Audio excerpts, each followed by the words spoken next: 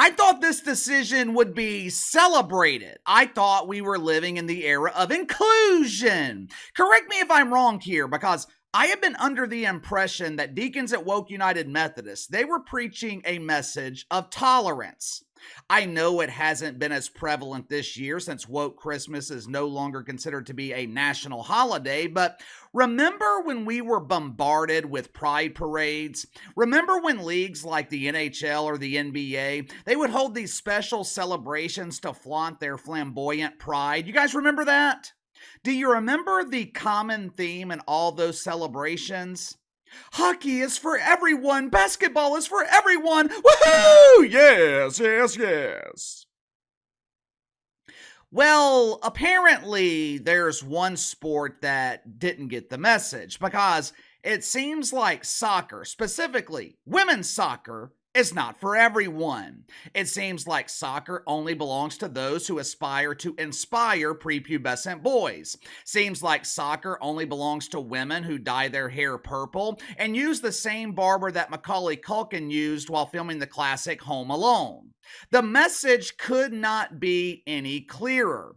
If you choose to worship God instead of worshiping the woke oak tree, you are not welcome on the U.S. women's national team. You should not be representing your country in the Olympics. If you haven't already, make sure to like and subscribe. You can follow me on Twitter at KC_BTL84. You know, over the last few years, the mainstream media, they have been begging us to watch and talk about women's sports. They have tried to convince us that the WNBA is professional basketball. They used to relentlessly promote the NWSL. What the hell happened to that?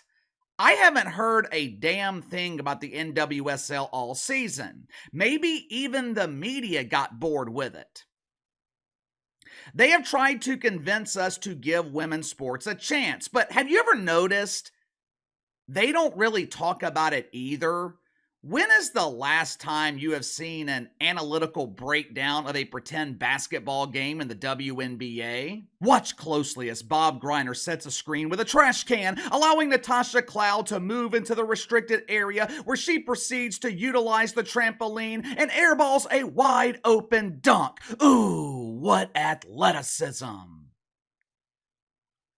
Whether you love or hate her, there is no denying the fact that Megan Rapinoe brought more attention to soccer than it's ever seen in this country. Now, her methods were complete bullshit. She got attention by kneeling for the national anthem or blindly pointing to a color in the rainbow and dyeing her hair to match the color, or advocating for Bearded Bob to be allowed to join the U.S. women's team right around the same time that the Megster was planning to retire. How coincidental. But even though her methods were questionable or downright repulsive, Megan Rapinoe, she brought mainstream attention to women's soccer.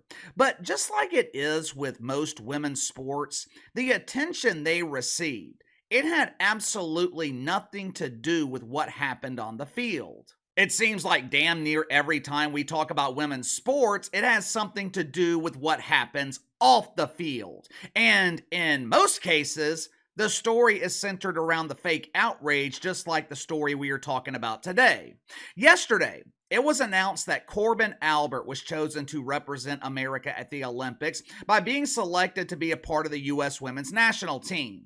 Now, this decision, it was unusual. It's a deviation from the norm. For starters, Korbin Albert, she was selected based on her athletic ability. In the past, players were selected based on their athletic ability, their willingness to kneel for the national anthem, and the number of woke boxes that they checked.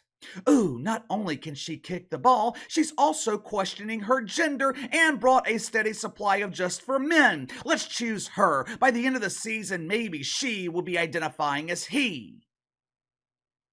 The selection of Korbin Albert, it was based on athletic ability alone. No big deal, right? I mean, isn't that the way it's supposed to be? I'm pissed off right now because I feel like David Griffin is destroying the Pelicans offseason again by refusing to go after Trae Young. It's being reported that David Griffin, he doesn't think Trae Young is a good fit in New Orleans because of his abrasive personality.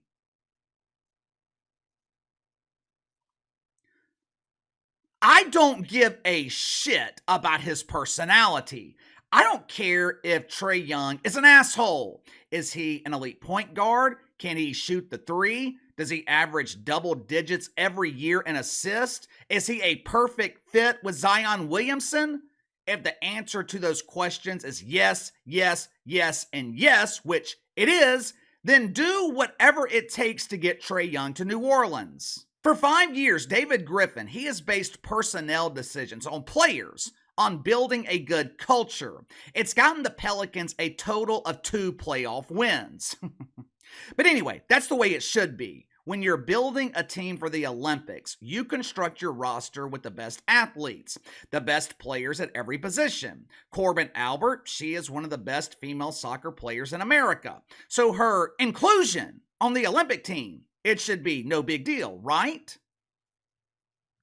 Not according to the wanker spankers on social media. No.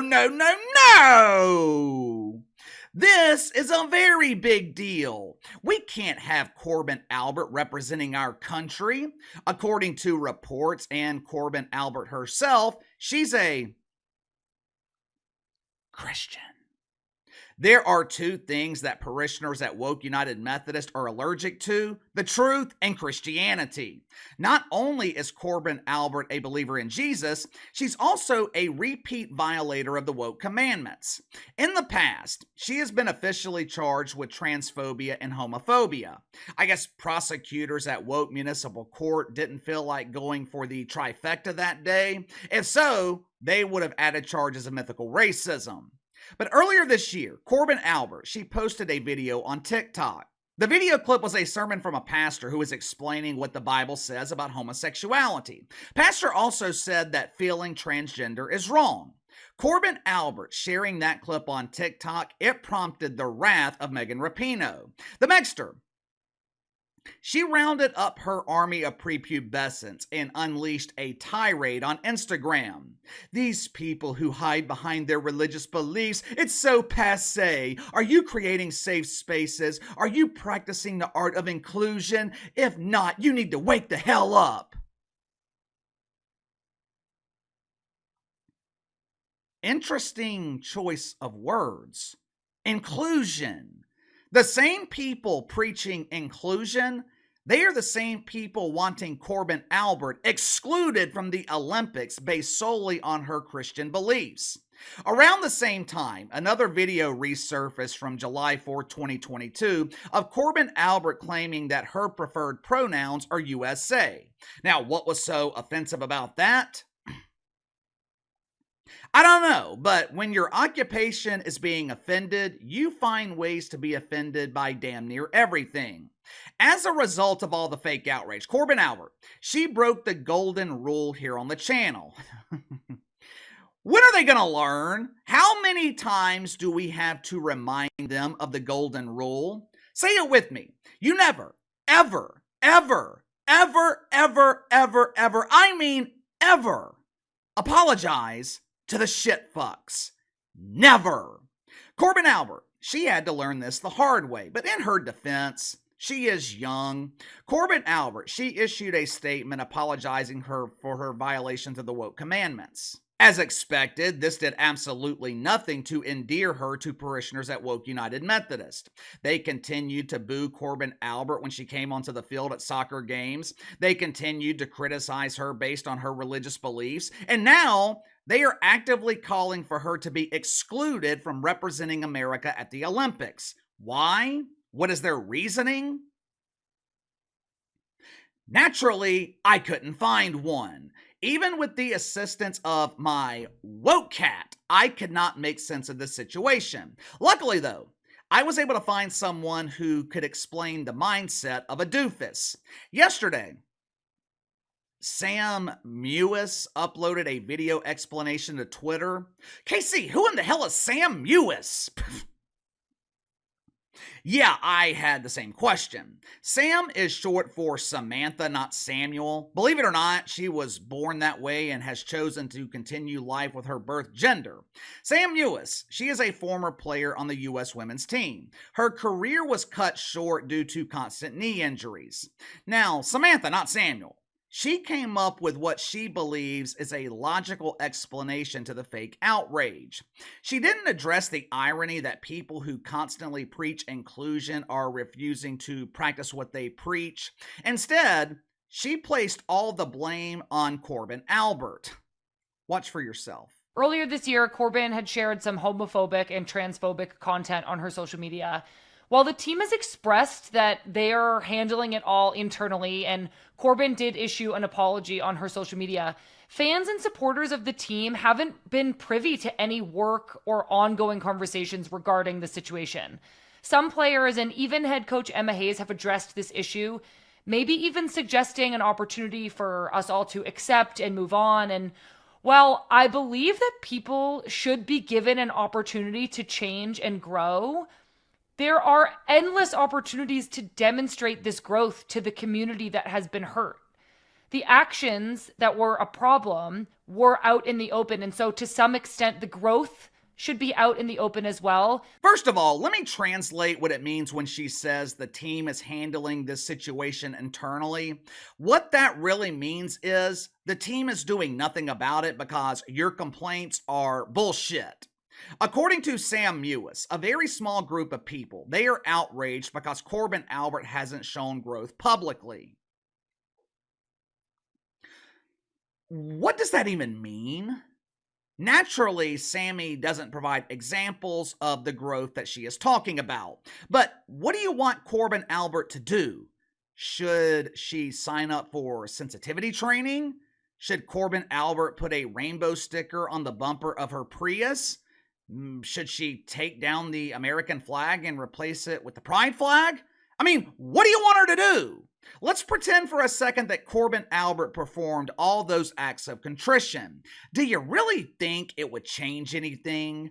No, because this has nothing to do with Korbin Albert. They are just using this as another excuse to be bitter. Woke Christmas hasn't received any attention this year. Maybe the Deacons feel like they are being forgotten about, so they are using this Korbin Albert situation as an excuse to express their fake outrage. But give me your thoughts on this. Social media pretends to be outraged because Korbin Albert was selected to the Olympic team. Why are they always so angry? I mean, she apologized. I thought they preached a message of tolerance. So why are they still bitter? Is it because Korbin Albert is a Christian? You let me know. Sound off in the comments below. Like, subscribe, share the video. Appreciate your support. Best way to contact me is by email at btlkc84@gmail.com, and I'll see you guys tomorrow.